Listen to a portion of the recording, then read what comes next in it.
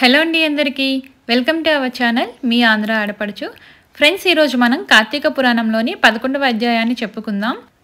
కార్తీక పురాణం 11వ అధ్యాయం మందరుడు పురాణ మహిమ. వశిష్ఠుడు తన కథనం కొనసాగిస్తూ మందరుడు అనే ఒక దుర్మార్గుని కథను చెప్పారు. మందరుడు ఇతరుల ఇళ్లలో వంట చేసి మద్యం తాగి దొంగతనాలు చేసేవాడు. అతని భార్య మాత్రం చాలా పవిత్రమైన స్త్రీ. తన భర్త చేసే పాపాలను చూసి కూడా విచలించకుండా భర్తనే దైవంగా భావించి సదాచారవర్తినిగా జీవించింది. ఒకరోజు మందరుడు తన భార్యతో సహా ఇతరులను చంపి ధనం దోచుకోవడానికి ప్రయత్నించాడు. అతను కూడా చంపబడ్డాడు. అతని భార్య మాత్రం హరినామస్మరణ చేస్తూ పవిత్రంగా జీవించింది. ఒకరోజు ఒక ఋషి ఆమె ఇంటికి వచ్చి ఆమెకు కార్తీక పౌర్ణమి రోజు దేవాలయంలో పురాణం వినమని చెప్పాడు. ఆమె అలాగే చేసింది. కార్తీక మాసంలో పురాణం వినడం.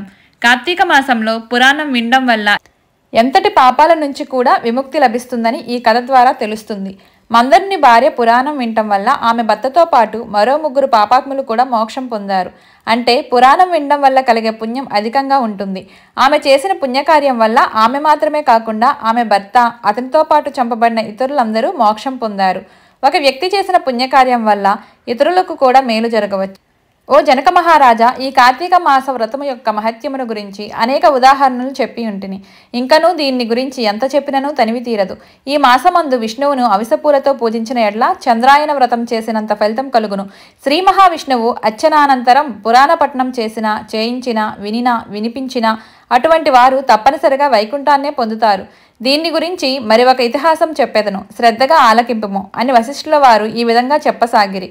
పూర్వము కళింగ దేశమునకు మందరుడను విప్రుడు కలడు. అతడు ఇతరుల ఇండ్లలో వంటలు చేయుచు అక్కడే భుజించును. మద్యమాంసాది పానీయములు సేవించుచు తక్కువ జాతి వారి సాంగత్యం వలన స్నాన జప దీపారాధన వంటి ఆచారాలను పాటింపక దురాచారుడై మెలగుచుండెను. అతని భార్య మహాసాధ్వి, గుణవంతురాలు, శాంతమంతురాలు. భర్త ఎంత దుర్మార్గుడైనను పతినే దైవంగా నుంచి విసుగు చెందక సకలోపచారములు చేయుచు పతివ్రత ధర్మమును నిర్వహిస్తూ ఉండేది. మందరుడు ఇతరుల ఇంటి యందు వంటవాడుగా పనిచేయుచున్నను ఇల్లు గడవక చిన్న వర్తకము కూడా చేయసాగాను.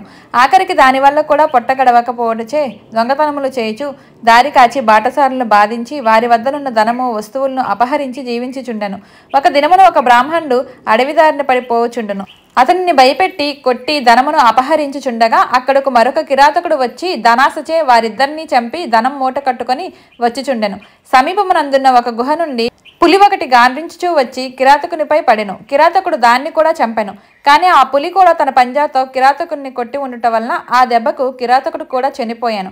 ఈ విధంగా ఒకే కాలమున 4 విధముల హత్యలు చేసి చనిపోయినందున ఆ 4 కూడా యమలోకమున అనేక శిక్షలు అనుభవించుచు రక్తము గ్రక్కుచు బాధపడుచుండిరి. మందరుడు చనిపోయిన నాటి నుండి అతని భార్య నిత్యము హరినామస్మరణ చేయుచు సదాచారవర్తిని అయి భర్తను తలుచుకొని దుఃఖించుచు కాలం గడుపుచుండెను. కొన్నాళ్లకు ఆమె ఇంటికి ఒక ఋషిపుంగవుడు వచ్చెను. ఆ వచ్చిన ఋషిని గౌరవముగా ఆహ్వానించి అర్ఘ్యపాద్యాదులచే పూజించి, స్వామి, నేను దీనురాలను, నాకు భర్త గాని సంతతి గాని లేరు.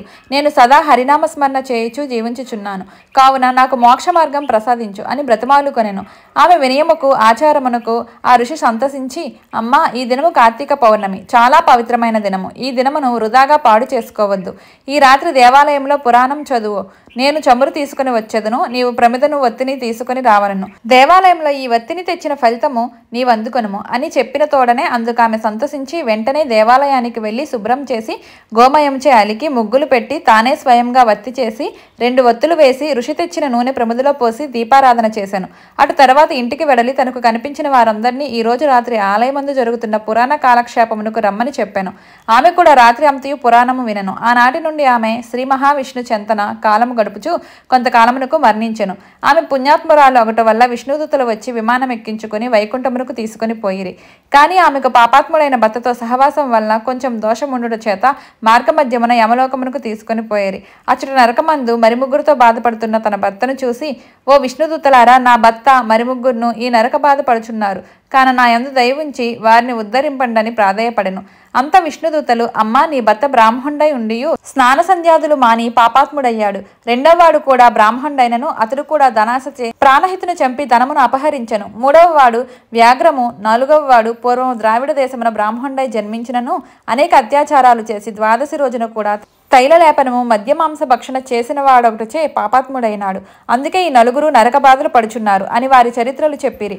అందులోకి ఆమె చాలా విచారించి, ఓ పుణ్యాత్ములారా, నా భర్తతో పాటు మిగిలిన ముగ్గురుకు కూడా ఉద్ధరింపము అని ప్రార్థించగా, అందులోకి ఆ దూతలు, అమ్మ, కార్తీక శుద్ధ పౌర్ణమి నాడు నీవు ఒత్తి చేసిన ఫలమును ఆ వ్యాఘ్రమునకు, ప్రమిద ఫలము కిరాతకునకు, పురాణం వింట వల్ల కలిగిన ఫలము ఆ విప్రునికి దారపోసినచో వారికి మోక్షము కలుగునని చెప్పగా, అందులోకి ఆమె అట్లే దారపోసెను. ఆ నలుగురును ఆమె వద్దకు వచ్చి విమానమెక్కి వైకుంఠమునకు వెళ్ళిరి. కావున ఓ రాజా, కార్తీక మాసమున పురాణం వినటం వలన, దీపం వెలిగించటం వలన ఎట్టి ఫలము కలిగిందో వింటివా అని వశిష్ఠుల వారు సెలవిచ్చిరి. ఇట్లు స్కాంద పురాణాంతర్గత వశిష్ఠ ప్రోక్త కార్తీక మహత్యమందలి ఏకాదశాధ్యాయము 11వ రోజు పారాయణం సమాప్తం. ఫ్రెండ్స్, ఇక్కడితో కార్తీక పురాణం నందలి 11వ అధ్యాయం పూర్తయింది. 12వ అధ్యాయంతో మళ్ళీ కలుద్దాం. ఎవరైతే నా వీడియోస్ని చూస్తూ కూడా ఇంకా సబ్స్క్రైబ్ చేసుకోలేదో వెంటనే సబ్స్క్రైబ్ చేసుకోండి ఫ్రెండ్స్. అప్పుడే నా వీడియోస్ ఇంకొంతమందికి యూట్యూబ్ పంపిస్తుంది. సో చేసుకుంటారని కోరుకుంటున్నా. Bye bye.